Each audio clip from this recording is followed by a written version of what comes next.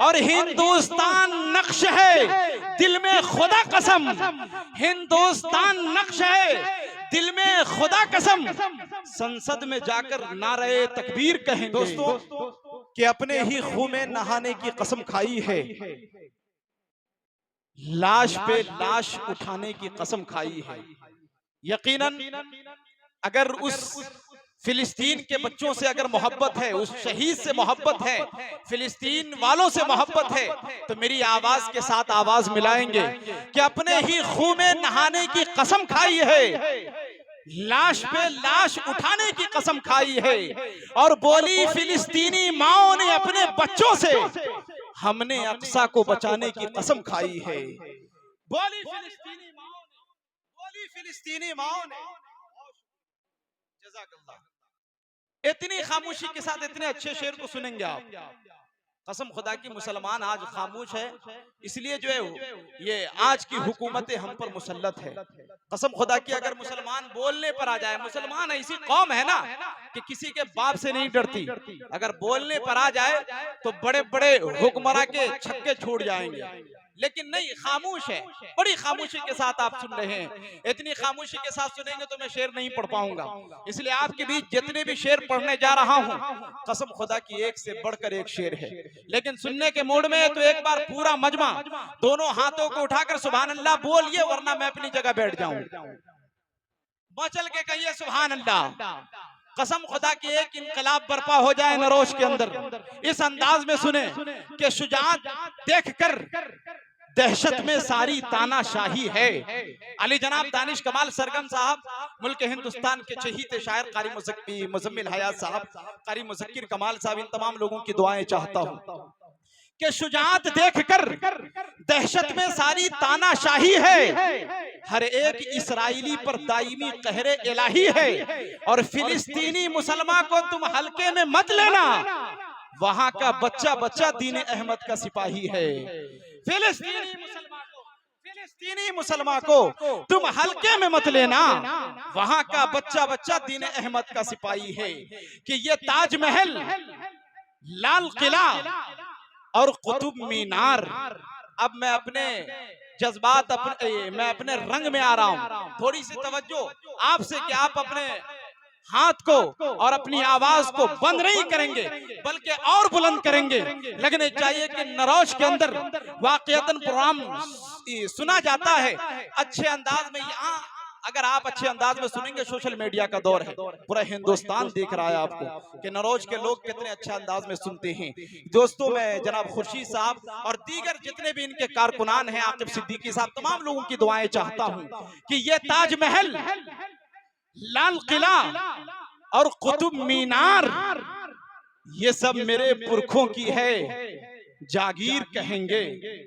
शेर सुनो दीवानों कि ये ताजमहल, लाल किला और कुतुब मीनार, ये सब मेरे पुरखों की है, जागीर कहेंगे। और हिंदुस्तान नक्श है दिल में खुदा कसम, हिंदुस्तान नक्श है दिल में खुदा कसम, संसद में जाकर नारे तकबीर कहेंगे।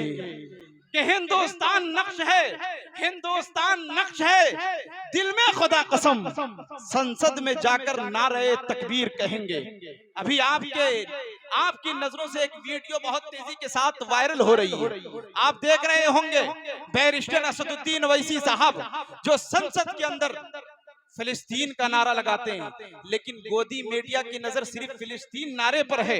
गोदी मीडिया आपको ये नहीं दिखाएगी कि जब बैरिस्टर असदुद्दीन ओवैसी साहब का नाम पुकारा जाता है तो कुछ भाजपा के कीड़े मकोड़े वहां JSR का नारा लगाते हैं, लेकिन गोदी मीडिया आपको ये नहीं दिखाएगी।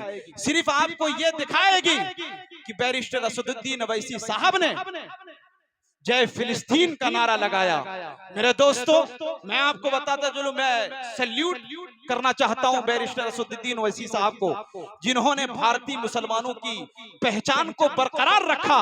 और यकीनन मैं वो काबिले तारीफ हैं, इसलिए कि दोस्तों जब उनका नाम पुकारा जाता है तो कुछ कीड़े मकोड़े जेएसआर का नारा इसलिए लगाते हैं कि उस मर्द मुजाहिद के सर पर टोपी है, उस मर्द कलंदर के चेहरे पर दाढ़ी है, उस मर्द जाबाज के बदन पर शेरवानी है। मुसलमानों, मेरी फितरत नहीं पाबंदियों के साथ जीने की, मेरी फितरत नहीं पाबंदियों के साथ जीने की।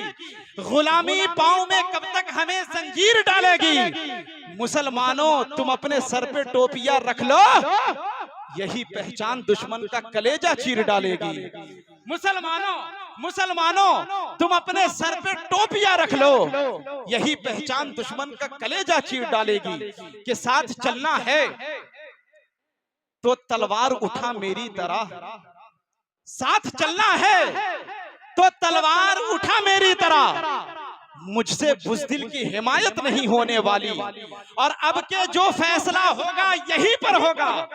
हमसे अब दूसरी हिजरत नहीं होने वाली, अब के जो फैसला होगा यहीं पर होगा। हमसे अब दूसरी हिजरत नहीं होने वाली। मेरे दोस्तों, अपनी क़ियादत की बात ही कुछ और है। जो आज पूरी दुनिया को बैरिस्टर असदुद्दीन अवैसी साहब ने जो पैगाम दिया है, यकीनन वो काबिल सताइश है। इससे हमें सबक लेना चाहिए कि आज इससे हमें सबक लेना चाहिए कि आप कमजोर नहीं हैं, बल्कि कमजोरों और मजलूमों की आवाज हैं। आज के इस पुरफितन दौर में कोई लीडर अगर सफ़े अव्वल में आकर आपकी आवाज बुलंद करता है, आपकी आवाज बनकर आपकी नुमाइंदगी कर रहा है, तो वो बैरिस्टर असदुद्दीन अवैसी साहब है। और क्यों ना हम उस मर्द मुजाहिद को खिराजी अकीदत पेश करें, क्यों ना उस मर्द मुजाहिद को खिराजी अकीदत पेश करें, क्योंकि उसने हर वक्त हर पल आपके दर्द को दिल में समोए हुए हैं। जहां बातिल ताकतें सर उठाने की कोशिश करती है, वहां ये शेर तन्हे तन्हा आपकी आवाज को बुलंद करने में कोई कसर नहीं छोड़ता।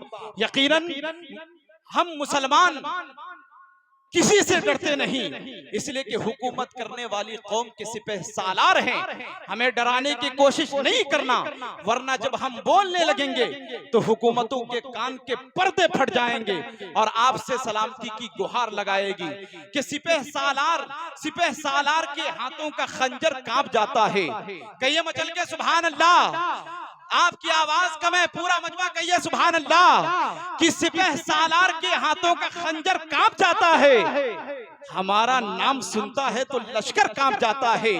और हमारी खामोशी को बुज़दिली का नाम मत देना, अगर हम बोल पड़ते हैं सिकंदर कांप जाता है।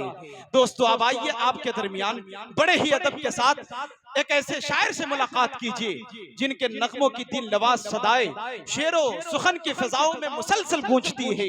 मतलूबे निगाह महबूबे नजर अली जनाब कारी मुजम्मिल हयात साहब से गुजारिश करते हैं कि माइक पर आए, इस शेर के साथ उनका इस्तकबाल के सुकूते हर्फ को जो अशआर में उड़ान देता है, वही नाते शहे कौनैन से अजान देता है।